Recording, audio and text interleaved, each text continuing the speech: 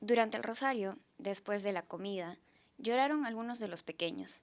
El padre director se sorprendió mucho, pero se sintió muy satisfecho del sollozo intenso de los alumnos. Por única vez, el rosario fue coreado con gran piedad y fervor. El patio oscuro fue desde entonces más temido e insondable para muchos de los internos menores. Desde el patio empedrado, donde cantábamos vainos jocosos y alegres, donde conversábamos plácidamente, oyendo y contando interminables historias de osos, ratones, pumas y cóndores. Desde el río pequeño de Abancay, el mariño cristalino, al tiempo que construíamos estanques cerrando la corriente, no podíamos salvarnos del súbito asalto del temor a ese patio. Las palabras del peluca definieron un antiguo presentimiento. Yo sabía que los rincones de ese patio, el ruido del agua que caía al canal de cemento, las hierbas pequeñas que crecían escondidas detrás de los cajones, el húmedo piso en que se recostaba la demente y donde algunos internos se volvían, luego que ella se iba, o al día siguiente, o cualquier tarde, sabía que todo ese espacio oculto por los tabiques de madera era un espacio endemoniado. Su fetidez nos oprimía, se filtraba en nuestro sueño, y nosotros, los pequeños, luchábamos con ese pesado mal, temblábamos ante él, pretendíamos salvarnos, inútilmente, como los peces de los ríos, cuando caen en el agua turbia de los aluviones. La mañana nos iluminaba, nos liberaba, el gran sol alumbraba esplendorosamente, aún sobre las amarillas hierbas que crecían bajo el denso aire de los excusados. Pero al anochecer, con el viento, despertaba esa ave atroz que agitaba su ala en el patio interior. No entrábamos solos allí, a pesar de que un ansia oscura por ir nos sacudía. Algunos, unos pocos de nosotros, iban, siguiendo a los más grandes, y volvían avergonzados como bañados en agua contaminada. Nos miraban con temor. Un arrepentimiento incontenible los agobiaba y rezaban casi en voz alta en sus camas cuando creían que todos dormíamos. Una noche vi levantarse a Chauca. Descalzo y medio desnudo salió al corredor. Un foco rojo, opaco, alumbraba brumosamente el dormitorio. Chauca era rubio y delgado.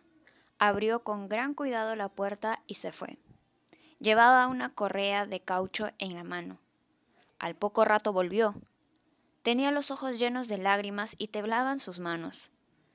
Besó la correa de caucho y se acostó muy despacio. Su cama estaba frente a la mía, en un extremo del dormitorio. Permaneció unos instantes recostado sobre los fierros del catre. Siguió llorando, hasta que se cubrió con las frazadas. A la mañana siguiente despertó muy alegre, cantando un hermoso carnaval de su pueblo. Fue a lavarse a la pila del patio, bajó las escaleras corriendo, pasó el patio a saltos y rodeó el pequeño estanque, bailando. Gritó burlonamente a los pequeños sapos, salpicándoles chorros de agua.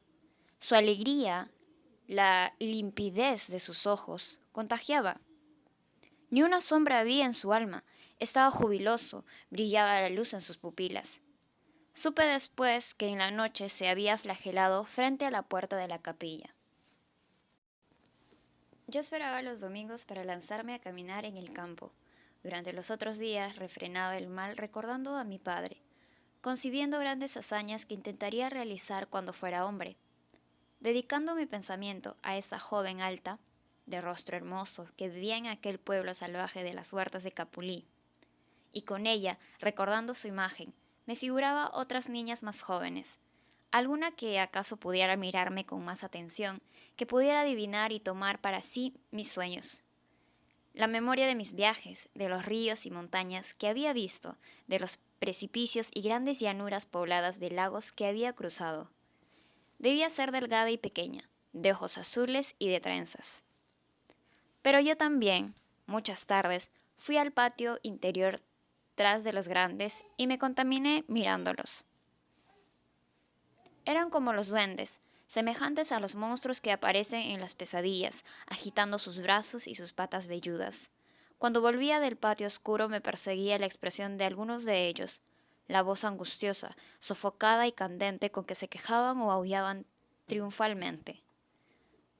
Había aún luz a esa hora, el crepúsculo iluminaba los tejados, el cielo amarillo, meloso, parecía arder. Y no teníamos a dónde ir. Las paredes, el suelo, las puertas, nuestros vestidos, el cielo de esa hora, tan raro, sin profundidad, como un duro techo de la luz dorada.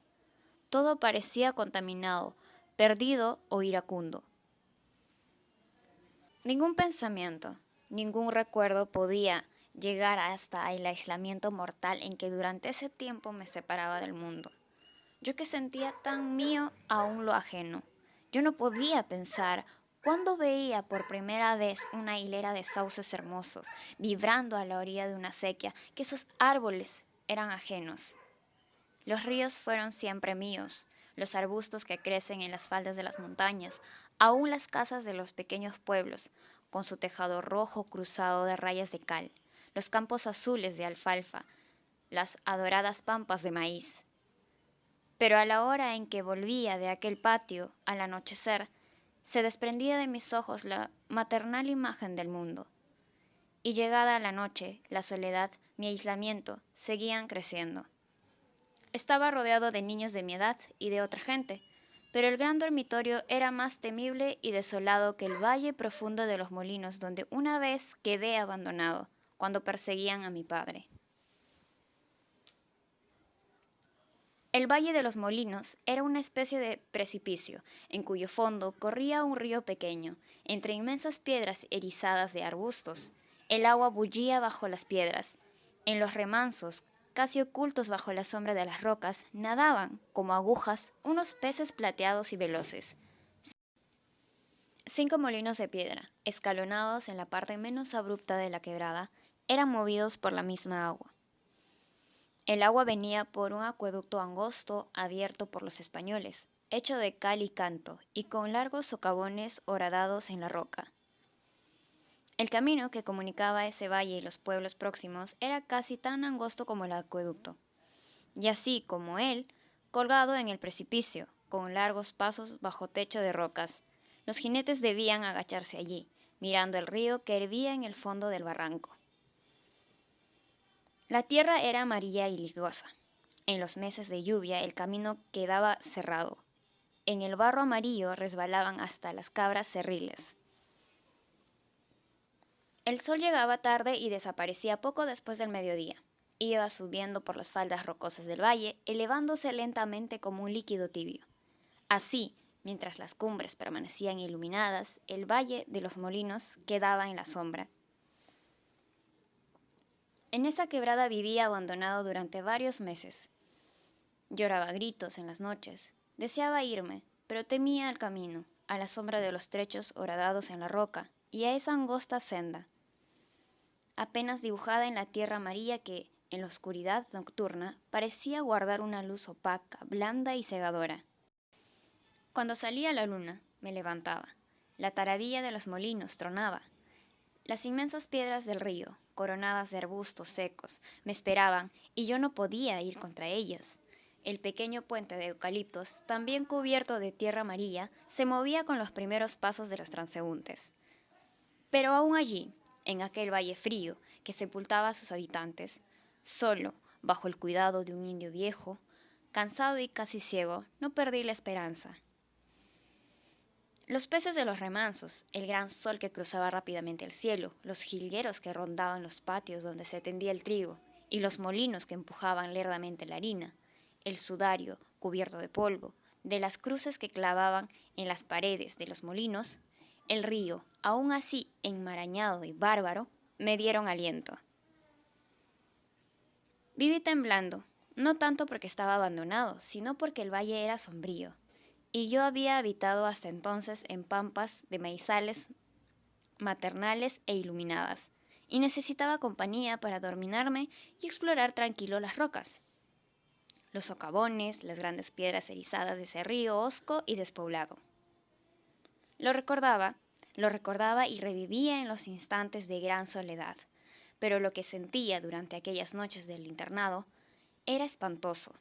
No como si hubiera vuelto a caer en el valle triste y aislado de los molinos, sino en un abismo de hiel, cada vez más hondo y extenso, donde no podía llegar ninguna voz, ningún aliento de rumoroso mundo.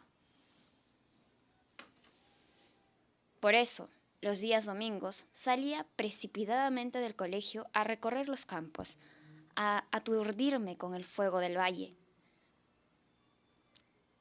Bajada por el camino de los cañaverales, buscando el gran río.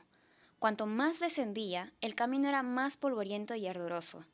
Los pisonalles formaban casi bosques, los molles se hacían altos y corpulentos. El molle, que en las montañas tibias es cristalino, de rojas uvas musicales que cantan como sonajas cuando sopla el viento, aquí, en el fondo del valle ardiente, se convertía en un árbol coposo, alto, cubierto de tierra, como abrumado por el sueño, sus frutos borrados por el polvo, sumergido como yo, bajo el aire denso y calcinado. A veces podía llegar al río, tras varias horas de andar. Llegaba a él cuando más abrumado y doliente me sentía. Lo contemplaba, de pie sobre el releje del gran puente, apoyándome en una de las cruces de piedra que hay clavadas en lo alto de la columna central. El río, el Pachachaca temido, aparece en un recodo liso, por la base de un precipicio donde no crecen sino enredaderas, de flor azul. En ese precipicio suelen descansar los grandes loros viajeros, se prenden de las enredaderas y llaman a gritos desde la altura. Hacia el este, el río baja en corriente tranquila, lenta y temblorosa. Las grandes ramas de chachacomo que rozan la superficie de sus aguas se arrastran y vuelven violentamente, al desprenderse de la corriente. Parece un río de acero líquido, azul y sonriente, a pesar de su solemnidad y de su hondura. Un viento casi frío cubre la cima del puente. El puente del Pachachaca fue construido por los españoles. Tiene 2 ojos altos, sostenidos por bases de cal y canto, tan poderosos como el río. Los contrafuertes que canalizan las aguas están prendidas en las rocas y obligan al río a marchar bullendo, doblándose en corrientes forzadas. Sobre las columnas de los arcos, el río choca y se parte. Se eleva el agua lamiendo el muro, pretendiendo escalarlo, y se lanza luego en los ojos del puente. Al atardecer, el agua que salta de las columnas forma arcoíris fugaces que giran con el viento. Yo no sabía si amaba más al puente o al río, pero ambos despejaban mi alma, la inundaban de fortaleza y de heroicos sueños. Se borraban de mi mente todas las imágenes plañideras, las dudas y los malos recuerdos. Y así, renovado, vuelvo a mi ser. Regresaba al pueblo, subía la temible cuesta con pasos firmes, iba conversando mentalmente con mis viejos amigos lejanos, don Maiwa, don Demetrio, don Pedro Kochki, que me criaron, que hicieron mi corazón semejante al suyo. Durante muchos días después me sentía solo, firmemente aislado. Debía ser como el gran río, cruzar la tierra, cortar las rocas, pasar indetenible y tranquilo entre los bosques y montañas y entrar al mar, acompañado por un gran pueblo de aves que cantarían desde la altura. Durante esos días los amigos pequeños no me eran necesarios. La decisión de marchar invenciblemente me exaltaba. Como tú, río Pachachaca, decía a solas. Y podía ir al patio oscuro, dar vueltas en su suelo polvoriento, aproximarme a los tabiques de madera y volver más altivo y sereno a la luz del patio principal. La propia demente me causaba una gran lástima. Me apenaba recordarla sacudida, disputada con implacable brutalidad, su cabeza golpeada contra las divisiones de madera, contra la base de los excusados, y su huida por el callejón, en que corría como un oso perseguido. Y los pobres jóvenes que la acosaban, y que después se profanaban hasta sentir el ansia de flagelarse y llorar bajo el peso del arrepentimiento. Sí, había que ser como ese río imperturbable y cristalino, como sus aguas vencedoras. Como tú, río Pachachaca, hermoso caballo de crin brillante, indetenible y permanente, que marcha por el más profundo camino terrestre.